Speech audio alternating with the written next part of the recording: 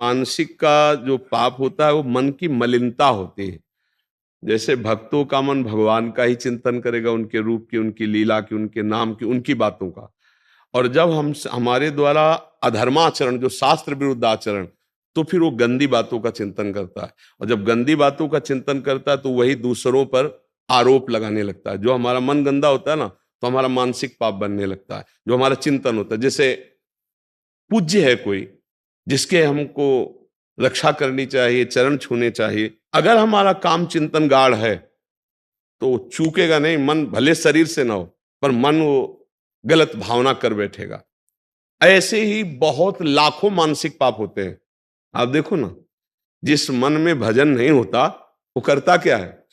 राग द्वेष का चिंतन करता है, नाना प्रकार के जो लाखों पाप, तभी मलिनता भरती चली जाती है। पर कलयुग का एक प्रताप है, कलिकर एक पुनीत प्रतापा, मानस पुण्य होए नहीं पापा। अगर मानसिक पाप का दंड मिलता तो हमारी दुर्गति पक्की थी। पर कलयुग में चूंकि मलिन हृदय अधिक होंगे, इसलिए सिद्धांत बना दिया गया कि जब तक शरीर से पाप नहीं होगा तब तक मानसिक पाप का दंड उसे नहीं दिया जाएगा। अगर कहीं मानसिक पाप का दंड होता तो बहुत बड़ा लगता। तो हमारे मानसिक पाप बने ही ना, क्योंकि मानसिक चिंतन कलयुगी प्राणी उसे रोक नहीं सकता, क्रिया में उतार देगा, क्योंकि उसमें क्षमता नहीं है।